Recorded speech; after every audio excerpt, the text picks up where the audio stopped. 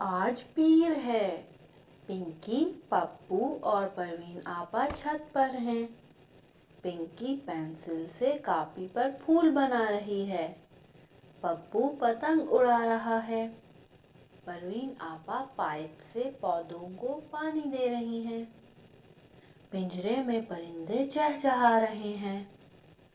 परवीन आपा ने देखा कि अम्मी सालन के लिए पालक, प्याज और पुदीना काट रही हैं।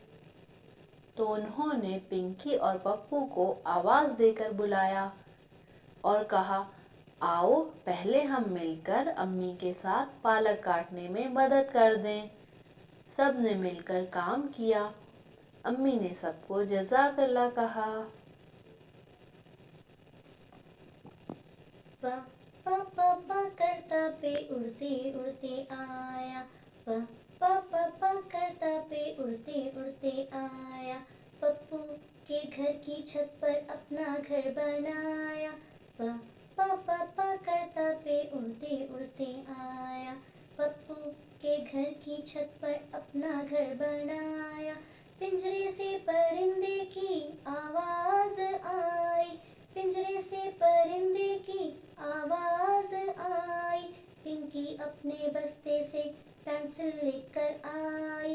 अम्मी ने पालक काटी, प्याज भी मंगवाई। अम्मी ने पालक काटी, प्याज भी मंगवाई।